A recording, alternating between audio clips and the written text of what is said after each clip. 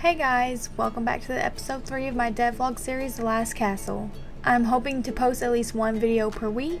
If you have any suggestions on what you would like to see in this game or maybe another series you would like to see in the future, please comment down below and I'd be happy to take a look and see what I can do for you guys. Just a friendly reminder, this series is not a step-by-step tutorial. If that's something you're interested in, please let me know and I can look into doing some beginner tutorials. As always, please like, subscribe, and share to help grow my channel and help support me along the way. Hope you all enjoy this video. In today's video, we are going to be extending onto the enemy spawner.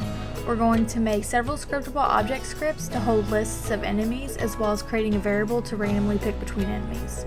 This will allow you to have a variety of enemies spawn per wave. Let's get started.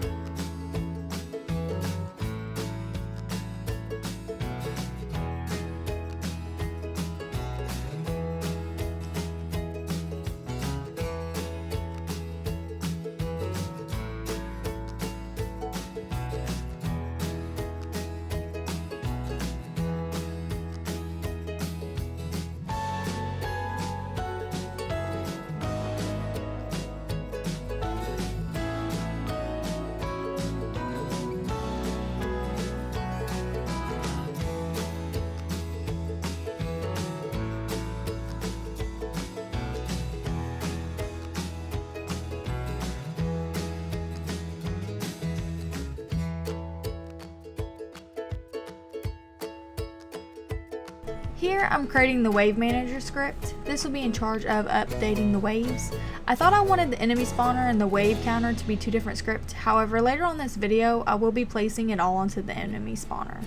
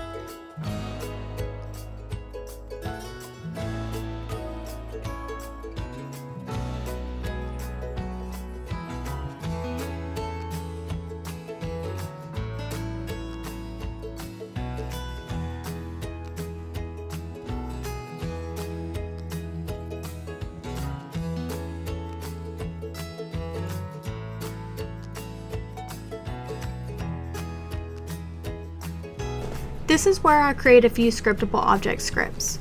One is the Wave Enemy Details SO, where it will hold the different enemy prefabs, as well as hold the variables that will randomly spawn each one by choosing a random number between 0 and 100. If the number that is selected falls between that enemy's min and max, then that will be the enemy that spawns. The other scriptable object script is the Wave Details SO, and that is just a basic scriptable object that will hold the list of enemies per wave. This makes it so eventually when we add different maps, we can change the different lists depending on which map we are on.